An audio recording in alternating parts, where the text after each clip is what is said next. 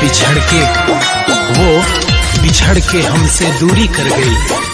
न जाने क्यों ये मोहब्बत अधूरी कर गई। हमें तन्हाइयाँ चुभती हैं तो क्या हुआ, कम से कम उसकी सारी तमन्नाएं तो पूरी हो गई, तमन्नाएं तो पूरी हो गई। जिंदगी भर हम कोयल तो हर भूल न पाएम प्यार हो, माई बाप के इज्जत के आगे हम गए निहार हो। जिंदगी भर हम कोयल तो हर भूल न पाएम प्यार हो, माई बाप के इज्जत के आगे हम गए निहार हो।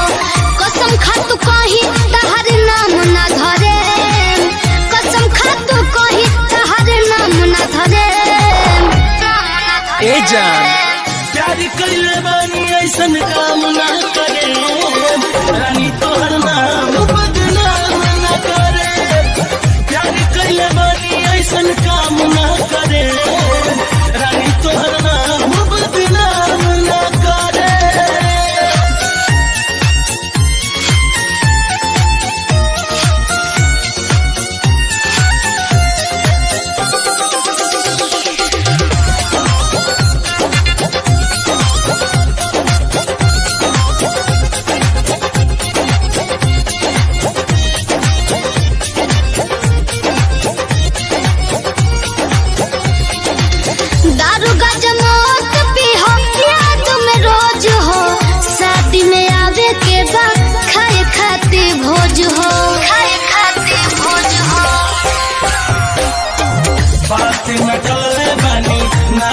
बोटाले भोजका तो कह देबू जहरियो भी खाले।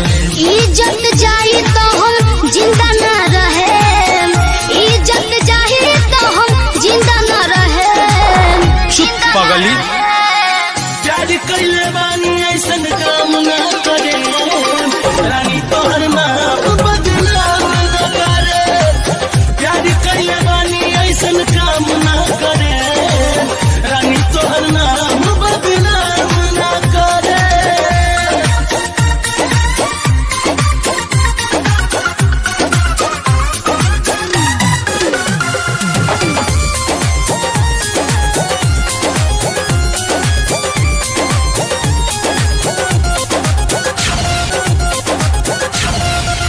जाते हम ससुरा तोहर से करा दम शादी हो, बीकी न देखल जाही हमसे बर्बादी हो, हमसे बर्बादी हो।